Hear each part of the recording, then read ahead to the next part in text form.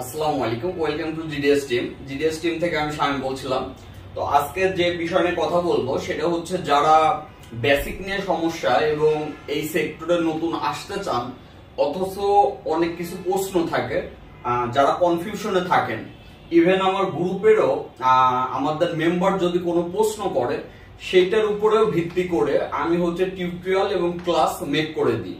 যেগুলো একটু সিক্রেট হয় এইগুলা ক্লাসে চলে যায়, আর যেগুলো ওপেনলি ইউটিউবে আলোচনা করা যায় সেগুলো আমরা ইউটিউবে আপলোড করি।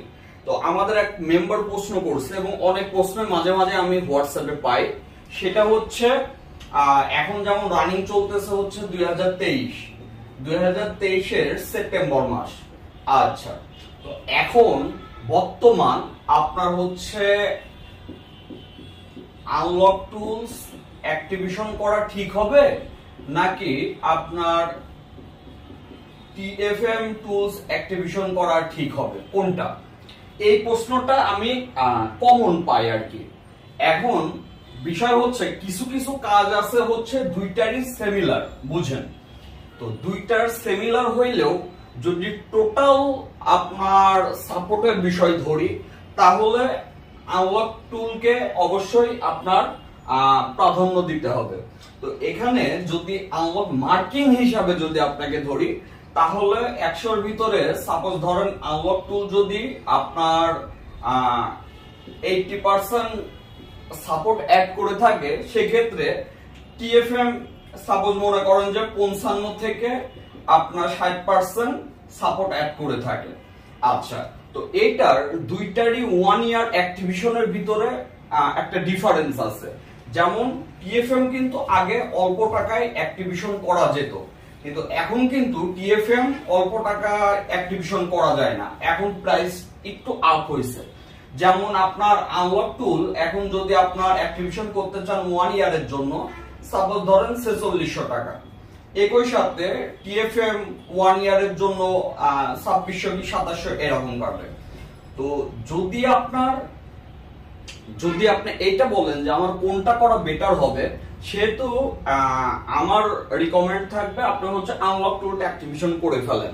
আচ্ছা, এখন আনলক টুল অ্যাক্টিভেশন করছেন, হঠাৎ আপনার যে কোনো একটা আর্নিং আসলো যেটা আপনার বাদলো না, তখন আপনি চাইলে TFMটাও অ্যাক্টিভেশন করতে পারেন।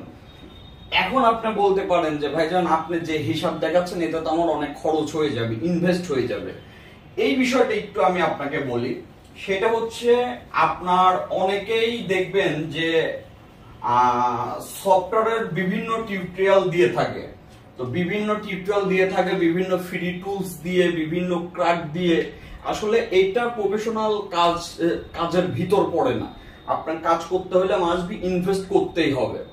তো অনেকে রেন্ট নেয়, এই রেন্ট পেতে লেট হয়ে যায়, যেই কারণে আপনার কাস্টমার চলে যায়। তো আপনার যদি ব্যাকআপটা যদি স্ট্রং থাকে তাহলে আপনার যে কাস্টমারটা আপনি রিটার্ন করে দিচ্ছেন জাস্ট আপনার 10 দিন অথবা 15 দিনের টাকা দিয়ে আপনি 1 বছরের জন্য টুলস অ্যাক্টিভেশন করে ফেলতে পারছেন।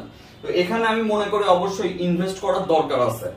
এখন মাল্টিপল টুল চলে আসছে, যে কারণে আপনারা টেনশনে পড়ে যান কোনটা ভার্সেস কোনটা করবেন।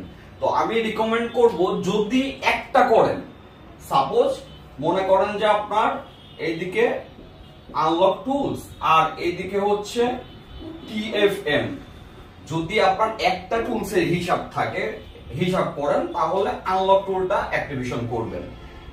তারপরে যদি আপনার এটা আপনি রেন্টও নিতে পারেন অথবা আপনার দেখা যাচ্ছে যে পরবর্তীতে এটা অ্যাক্টিভেশন করাই ফেলতে পারেন। কিন্তু ওই যে প্রশ্নটা ওইটার সারমর্ম উত্তর এটাই আসে, যদি আনলক টুল এবং TFM এর ভিতরে অ্যাক্টিভেশন করতে চান তাহলে আনলক টুলটাই অ্যাক্টিভেশন করা বেটার হবে। এর মানে এই না TFM কে খারাপ বলতেছি, TFM ও ভালো, বাট যদি আপনার দুইটার ভিতরে কম্পেয়ার করেন সেই ক্ষেত্রে আনলক টুলকে আগায় রাখতে হবে। এই হচ্ছে বিষয়। সবাই ভালো থাকবেন। আসসালামু আলাইকুম।